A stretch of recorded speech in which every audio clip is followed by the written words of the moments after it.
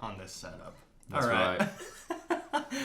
No, Joe is the man, though. He is. So, all right, where's the intro music going to come in? And it's just going to be like, boom, what's up, guys? Welcome. Boom! Welcome to You're going to have it fade in. Yes. And this is going to be... It'll happen like a minute ago, and then we'll fade into this, and then this will be like a minute into the video. Okay. Yeah, I might actually a minute and 20 seconds. But for those of you who don't know... That is soda. Thank you. It is actually sparkling water, right here. Tell them what it is. It's actually a local brewery in Salt Lake City. It's called TF Brewing of the Templin family. And this is their Albion beer here. And honestly, I'm not getting paid a dime to say this, but it's pretty good. Triple Belgian style ale. It has 10% alcohol by volume. So if you don't live in Utah, I have no idea how you're going to get this, but it's good. Yeah. And sip slowly.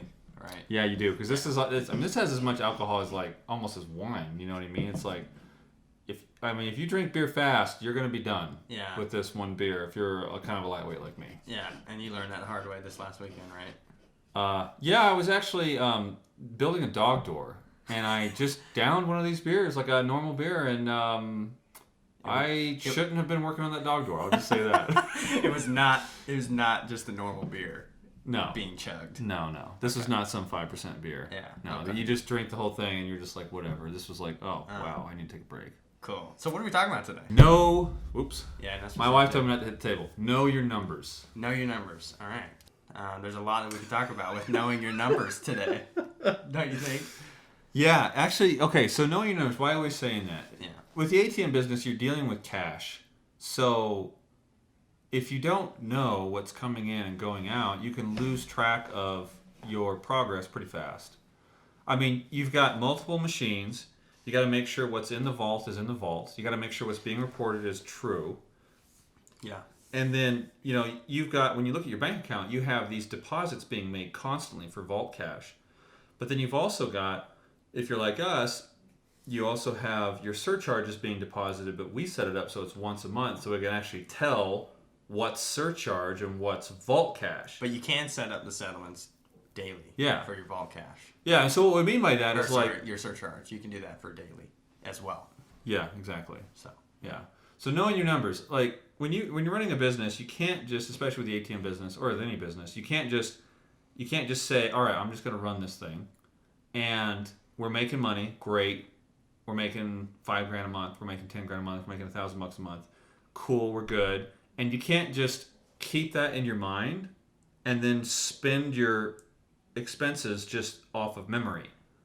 You can't just kind of go by the seat of your pants running a business. Which is what we did. We did that for a while. Yeah. And we learned the hard way that we were basically spending everything we were making. Yeah. If you don't know what's coming in and you don't know what's going out, you make uninformed decisions. Really, like you just make these decisions where you think, oh, yeah, we can probably pay for that. I mean, what we got in the bank account? All right, cool, yeah, let's buy it.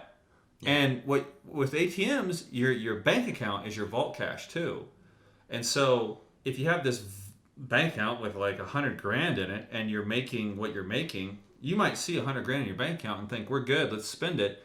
But what's funny is you could be eating into what your earnings are, yeah, and actually using some of your vault cash, which is your seed corn. That's what you need to grow your business, is your vault cash. That's an asset that you need to continue growing things. And just because you have it in there doesn't necessarily mean it's a good idea to spend it. Yeah. So knowing your numbers is this, really. So almost daily, we look at our transaction reports now. What happened to us before is we were noticing that and we weren't tracking our numbers the way we should have, and it was kind of like, why aren't we making more than what we're making? It seems like something's not right here. So we really drilled down and we looked, and we were just spending money like idiots. And we were like, oh, sure, let's pay this guy for a lead. Let's pay him $800. Let's buy this enclosure. Let's buy all these machines. Let's just do this. Let's do that. And we found out we were basically spending what we were making. And the other thing is we were noticing that what was reported in the back office wasn't necessarily what we expected to be happening. So it seemed like something was off. And we found out we weren't checking our reject bills. Yeah. And we weren't counting what was in the vault. Which is like basic step one. Basic. ATM for Dummies. Yeah. First chapter. Check your reject box often. Totally. So like when you go restock a machine, it has a little box that says reject bin. You just flip it open, you look for bills in there. Because what'll happen is you go to your machine and you're expecting to find $300 in it, but you find 260. And then you're like, well, where'd the $40 go? Yeah. You flip open the bin and there should be $40 in the reject bin. Yeah. And then if you look at the rejects, hopefully the cash is still intact. It might have just been folded funny or something like that. Some of them are really weathered out. Yeah. Bills, super weathered down. It's like, how does this shit work? Is Right. it even currency? We don't know. Exactly. Hopefully it is. No, you're right. And we had this recently. I found 6 reject bills in the reject bin. And I could not believe my eyes. Yeah. And then we just relocated a machine, and so super slow producing location. Go back and listen to our other podcasts about how to find locations and why you should do that, right? Yep. And on the back office, there was only $220 or something like that in it, right? I got whatever, slow, didn't care to restock it. We're going to take it out soon. Well, I took it out, and we were relocating it, and there was actually more than that in there. And I was like, oh, interesting. So sometimes what can happen is when you go get the money from the bank, let's say you take out $5,000 from the bank. Well, okay, you've got $5,000 now, for example, and you're going to go spread it across let's say you're going to spread it across 5 machines. Okay, it should be $1,000 in each machine, right? Boom, boom, boom, boom. Well, when you are placing machines more often, you have more machines and you're growing your fleet, if you will. Well, what happens is your vault cash will still be limited. You'll still be in a controlled growth manner. And so sometimes you'll get the cash as just like a big wad of cash from the bank. Yep. And and then you have to actually count them out by hand for what's going in each machine. And sometimes you can be off, or I've had many times where something comes up or someone starts talking to me, or and you're like, oh, I was at 25 bills and there's actually 27, right? So like just being diligent about knowing your numbers. What are you counting? What's going in each machine? What's coming out? Yep. How many rejects? Right? Yes, you have to track every dollar. When you make a withdrawal from the bank, you count how many bills they gave you. Make sure that they gave you what they said they're going to give you. Because if they're counting out $5,000 worth of 10s or 20s, or even $10,000 or $20,000 worth, that's a lot of bills. And if they mess up 1 or 2 times, and they do that somewhat often, you're going to lose a little bit of money there. And now if you have a big operation, maybe that doesn't matter. But if it gets bigger and bigger and bigger, and this problem is kind of persisting, you might be losing hundreds, or potentially worst case scenario, thousands of dollars. At the end of the day, you shouldn't have money falling through the cracks. Like, you got to know where your money is. Yep. So count your bills when you get it from your bank account, and then when you go to restock, you want to be physically verifying what's in the vault compared to what's being told to you is in the vault from your back office in your processor. So that's one side of the thing, is just making sure you're tracking that. But secondly, you got to track your expenses. Yeah. All your expenses. And miles. So you can deduct mileage. Like some guys, we're getting a lot of questions about taxes. Mm-hmm. I'm not an accountant, but I manage our taxes and I finances and stuff like that. So things you can deduct. You can deduct your mileage. It's like 55 cents a mile or something like that is what you get. It might vary a little bit. Yeah. But every mile you take, you should log that. And you can do that just physically. You can just write it in a little notebook if you want. You can keep it in a spreadsheet. QuickBooks has a feature in there. You can do it there. We started with Excel. We still are transitioning. We just track it in Excel. Yeah. You got to be able to track your miles. Mileage is deductible. That's an expense. And it's one thing just to track your expenses, just to track them because you're supposed to, because it's a business. But you really got to think, you got to be smart about this. Like, if you have, 15 or 20 machines and you need to restock one of them, be smart about your trip that day. Like, if that one machine is really far out, if you just drive out and restock it and come back home and that's it, that's the only thing you do, was that really the best use of your time? Was that the most efficient? Mm-hmm. You got to be thinking, how can I keep my costs smart? Yeah. That's another thing. Like, when you have a business, you obviously want to be being as profitable as possible, and there's 2 ways to be profitable. Make more money and reduce expenses. And so on the reduce expenses side, if you just know what your expenses are, you'll be smarter about how you spend your money. Yeah. Like, if you're going to do an install, let's say you eat the install cost, you pay for it yourself, and somebody's like, you test out a location for 30 days, it's not working great, so you relocate it. You test out for another location for 30 days. It's not working great, so you relocate it. You got to remember, in addition to you having to buy a bunch of stuff, nuts and bolts, drill bits, you've got drills. mileage, you've got your time, and while you're installing, you could be selling. Yeah. And you gotta weigh that. Like, how many, do you want to give installs to businesses for free, or do you want to charge them for it? Mm-hmm. You got to think about what expenses you're willing to eat.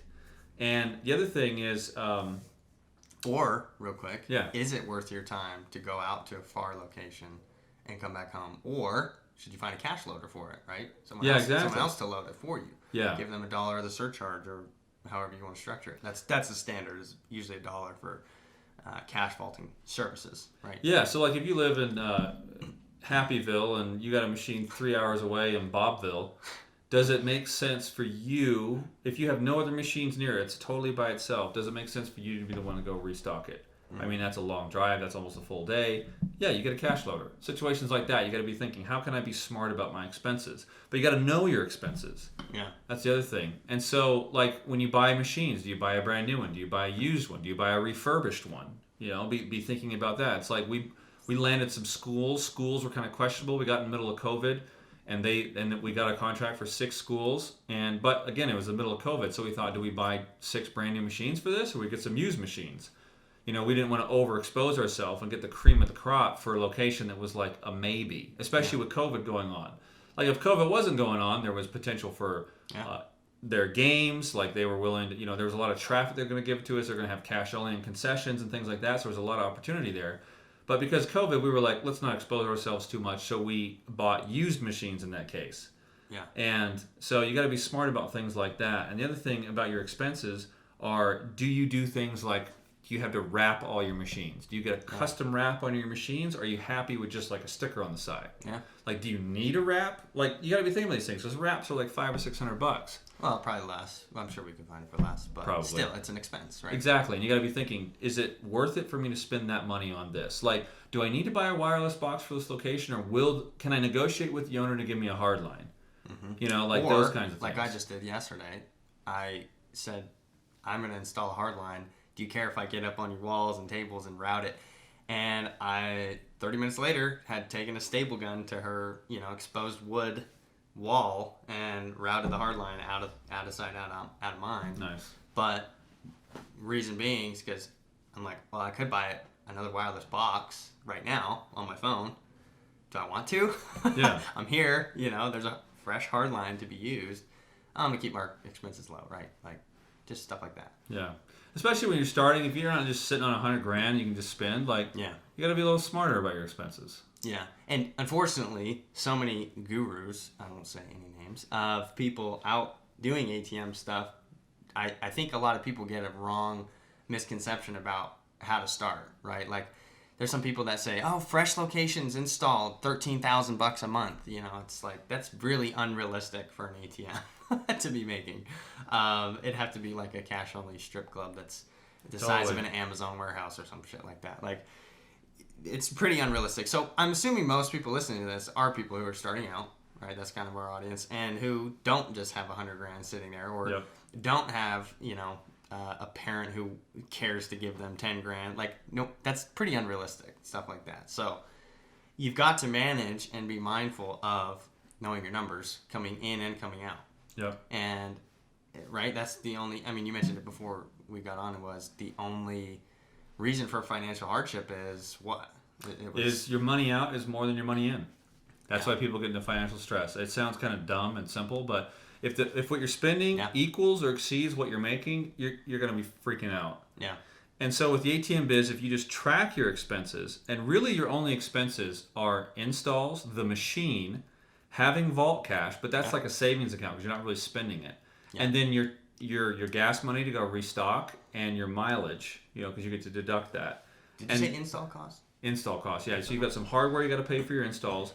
And then if you have wireless boxes, you have to buy wireless boxes. You got to pay like $5 a month per machine for the service. And then you got insurance, like general liability insurance. You want to have some kind of insurance in place. Some people get insurance to cover the machine. Some people put that responsibility on the business owner, which we can talk about in another podcast about those responsibilities. But your expenses per month, I mean, you should be able to keep them pretty low. Like we have a virtual office we have. Yeah. It's like $70 a month to have a location where we can go meet people, we can have meetings, we can do business there, we can do whatever there. It's a mailing address. Shout out to Regis. Yeah, Regis. We use Regis. They're all over the country. So you should be able to keep your expenses pretty low. But the things you can deduct are, you've got mileage, you've got your install costs, like the physical hardware you're buying. You can deduct your machines. Yeah. You can deduct your insurance. You can deduct your wireless boxes you buy. You can deduct the monthly expense for those wireless boxes. You can deduct any other equipment you buy to support your machines, which could be enclosures. It could be batteries if you have events. Yeah. It could be trailers if you need that. It could be if you even buy a car to haul it around. You could deduct the interest from that car, and you just want to track all these things. You can track them in QuickBooks. You can track them with an accountant. You can track them in Excel. Yeah. But as long as you're tracking every single thing you're spending on your business, you should be good. Now, one thing we don't do very much is like lunches and stuff like that, like meals. You can deduct those things, but you have to be talking about business, or you have to be far enough away from your home to where it's justified. Okay, I'm 3 hours away. I'm servicing an ATM. I'm so far from my house. I need to eat lunch over here. You could deduct that expense. We don't really get into that. And again, talk to a CPA or your accountant. We are not financial, advice people. If you screw your taxes up, not my fault. Pretty much. But we should, since we're on that, we should tell them what that form is called that we used. K1 form, right? Oh, yeah. So at the end of the year. Yeah. So, okay. So that's the other thing is, so when you complete your taxes, it'll generate what's called a Form K1. If you have an LLC, that K1, all it does is say that Dustin Warner, through his LLC, made X dollars or he lost X dollars. And then you take that K1, you put it in your personal taxes. It's just a form name, K1. And then that either reduces your taxable income or it increases it. It's kind of like a W-2 from a business that you own. Now, the way you track that, the way you do that, other than tracking your expenses through you just being smart about keeping your receipts, using your spreadsheet, or using QuickBooks, is when you have these transaction reports from your ATMs, it'll tell you. You can set it so you can look for the whole year, and you can just see what are my surcharge earnings from the entire year. Mm-hmm. And then you have your one number, and that's your gross income from your business. That's all the money you made from your business. Yeah. And that's the number that you include in your taxes, and you take that number and you basically subtract all your expenses, and whatever's left over is how much you profited. Yeah. And that profit is what you're taxed on. And you're taxed in whatever bracket you're in. Everybody's different.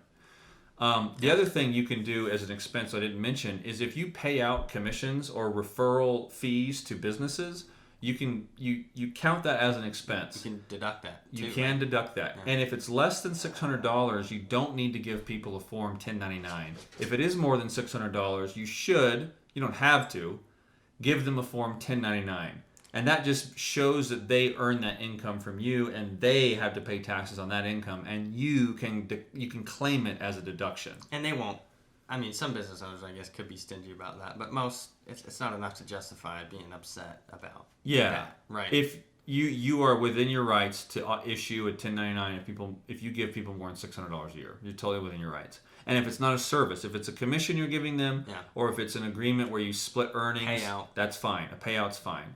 Now, if they are giving you a service like Bob says, I'm going to fix your ATM machine and it costs you $1,000, you pay him with a credit card, you don't give him a 1099, you just charge that as an expense, as if you bought a machine. So, like, for example, if you gave a business owner 50-50 split, right, and like it was a high-hitting location, well, over the course of the year, you'll probably pay out more than $600. Totally. So it's like, that would make sense. Yes. Right? And business owners do that with a lot of different types of other businesses. Happens all the time. All the time. Almost all salesmen who are just strictly commission based make money on their 1099. Yeah. And they could be reported $100,000, So and they've got the salesman has to report that on their taxes. Yeah. Yeah. And that's totally fine. Cool.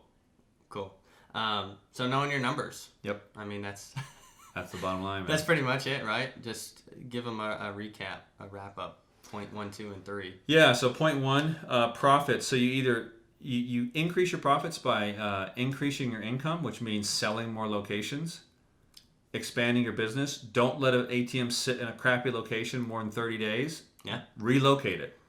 So increasing your profits is tied to increase your income or reducing your expenses. But regardless of reducing your expenses and being smart about your expenses, keep track of your expenses. Yeah. And then, so yeah, you can increase your profits, increase your revenue, reduce your expenses, and track your expenses. And if you, as long as you know what's coming in and what's going out, you're going to be good. You're going to be able to know what you need to do. And controlled growth, we're a fan of. So yeah, don't go crazy and buy 50 machines and just drop them in locations. Like, I don't know, if you got $1 million sitting around, you could expose yourself like that. But we're in that place where it's like you expose yourself how much you're willing to lose. So you place your machines in locations, you test them out, and if you're okay being like 10 or 15 machines invested, and you're okay waiting for a while to recoup your investment, that's fine. But you basically expand within a little bit outside of your comfort zone. Yeah. You don't go way outside your comfort zone. At a time. Yep. So that could look like buying machines. That could look like hiring people to do admin stuff, maybe payroll. Yeah. I would say your main focus is increasing your revenue. Yep. So that means placing machines, getting locations, and you do it just a little bit outside your comfort zone.